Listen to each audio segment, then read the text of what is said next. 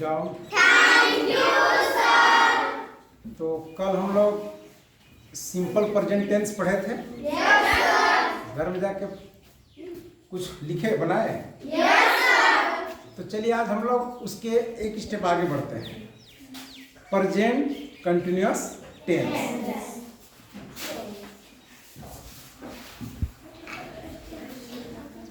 Present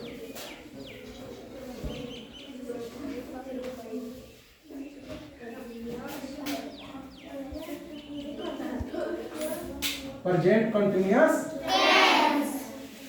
इसको आप कह सकते हैं अपूर्ण वर्तमान काल।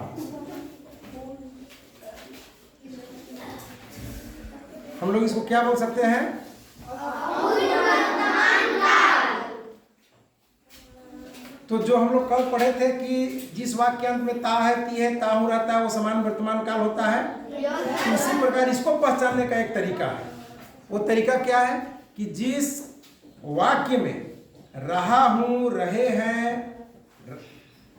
या रहे हो ऐसा अगर रहेगा तो समझना वो कंटिन्यूअस है, यानी अपूर्ण है, भाई चल रहा है, खत्म नहीं हुआ है। जैसे मैं पढ़ रहा हूं, मैं अभी खत्म नहीं हुआ है, अभी पढ़ रहा हूं। बच्चे खेल रहे हैं, मतलब वो खेल के खत्म नहीं हुआ है, खेल रहे हैं। बात समझ रहे हैं? Yes sir. इस प्रकार का वाक्य को कहते हैं प्रेजेंट कंटिन्यूअस टेंस। कंटिन्यू जारी है। तो इसकी पहचान क्या है?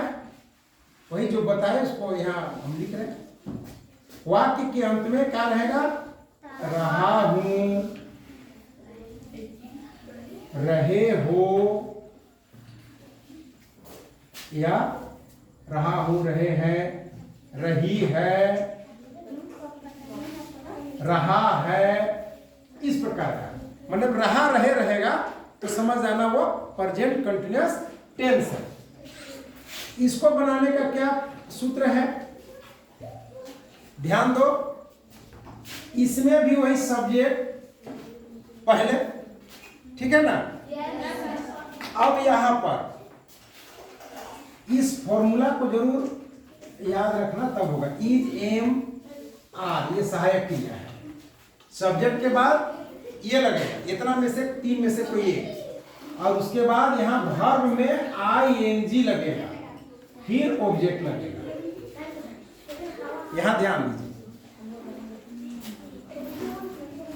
सब्जेक्ट के बाद इज, एम, आर में से एक प्लस उसके बाद लगेगा वर्ब क्रिया में आईएनजी, उसके बाद ऑब्जेक्ट। चलिए, जैसे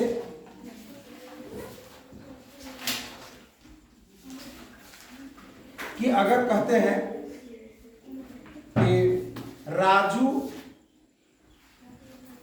कहानी पढ़ रहा है, अभी खत्म नहीं हुआ है, पढ़ रहा है। जैसे राजू कहानी पढ़ रहा है। अब बताइए इसमें सब्जेक्ट कौन है? राजू। पढ़ने का काम हो रहा है, वर्ब है पढ़ना, उसको पढ़ रहा है कौन? राजू। तो यहाँ सब्जेक्ट है, यानी कि इसको सब्जेक्ट और ये क्रिया और ये ऑब्जेक्ट है। तो हम यहाँ राजू लिखेंगे, राजू। उसके बाद देखिए यहाँ एक ध्यान देने वाली बात है, इज, एम, आर। इज का मतलब है, एम का मतलब हूं, आर का मतलब हैं, बहुवचन के लिए। तो इज कब लगेगा? एक वचन में। एम किस में लगेगा? आई में। सिंगल आई रहेगा तो उसमें एम लगेगा, और एम कहीं नहीं लगता है। आर बहुवचन में, जैसे एक से अधिक बच्चे खेल रहे हैं, खा रहे हैं, जो भी काम कर रहे हैं, एक से अधिक। और यू में लगेगा आर। तो राजू का एक सिंगल है, तो राजू के साथ यहां लगेगा इज, राजू इज। अब एक काम ई हो गया, सब्जेक्ट हो गया, और ई इतना में से एगो का काम ई लग गया। अब कौन बच गया? क्रिया। क्लियर? तो काम क्या हो रहा है? पढ़ने का। पढ़ने का किया है, फोन आया है। अच्छा नहीं, पढ़ने का काम हो रहा है। तो पढ़ने का इंग्लिश क्या होता है? रीड। हम क्या बोले? क्रिया में आईएनजी लगाना है, तो रीड में आईएनजी जोड़ दो, हो गया रीडिंग। Raju is reading. अब क्या पढ़ रहा है?